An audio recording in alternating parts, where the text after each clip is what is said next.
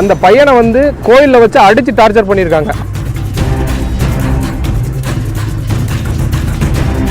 5 கான்ஸ்டபிளால உயர் அதிகாரிகளின் உத்தரவின்றி செயல்பட முடியுமா? அந்த பையனை வந்து கோயில்ல வச்சு அடிச்சு டார்ச்சர் பண்ணியிருக்காங்க. அங்க உள்ள சிசிடிவி ஃபுட்டேஜை போலீஸ் அதிகாரிகள் மறைக்கிறதுக்கும் ஒழிக்கிறதுக்கும் முயற்சி பண்றாங்க. அதனால அந்த ஏசி வந்து கோர்ட்ல ஆஜராகணும்ன்றதையும் சொல்லியிருக்காங்க. 5 கான்ஸ்டபிளுக்கு எதிராக இந்த வழக்கு வந்து இப்போ வந்து புனையப்பட்டு அவர்கள் அரெஸ்ட் பண்ணியிருக்காங்க. 5 கான்ஸ்டபிளால உயர் அதிகாரிகளின் உத்தரவின்றி செயல்பட முடியுமா அப்படிங்கிறது அந்த கோர்ட்டோட கேள்வி. அதாவது யார் அந்த சார் அப்படிங்கிற கேள்வி திரும்ப எழுந்திருக்கு இந்த கேஸ்ல.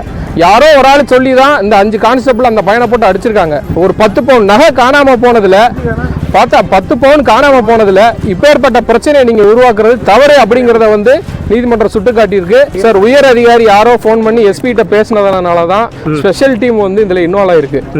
பொதுவா ஸ்பெஷல் டீம் மானங்கனியா திடீர்னு வந்து விசாரணையில இறங்காது. யாரோ ஒருத்தரோட இன்ஃப்ளூயன்ஸோ உயர் அதிகாரியோட தகவல் இருந்தா மட்டும்தான் அவங்க வந்து இதுல வந்து நேரடியா உள்ள வருவாங்க. ஆனா நீதிமன்றம் அந்த கேள்வியை கடுமையா கேட்டுச்சு. ஸ்பெஷல் டீம் எதுக்காக இங்க வந்து இந்த இதை விசாரணை பண்ணுச்சுன்னு அதுக்கு அரசாங்கம் சொன்ன பதில் மிகவும் நகைப்புக்குரியதா இருந்தது. சோசியல் மீடியால பார்த்து எங்க டீம் போய் விசாரிச்சுங்கிறாங்க.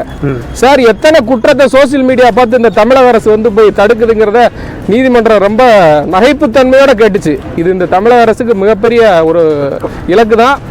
சோசியல் மீடியாவை பார்த்து நீங்க தடுக்கிறதா இருந்தா எத்தனை பேர் கரப்ஷன்ல ஈடுபடுறாங்க அதெல்லாம் போய் நீங்க தடுங்கன்னு சொன்னாங்க நீதிபதிகள். பல்வேறு கமெண்ட்களை வந்து நீதிபதிகள் வந்து இந்த தமிழக அரசுக்கு எதிராக வந்து நீதிமன்றத்தில் தெரிவிச்சாங்க.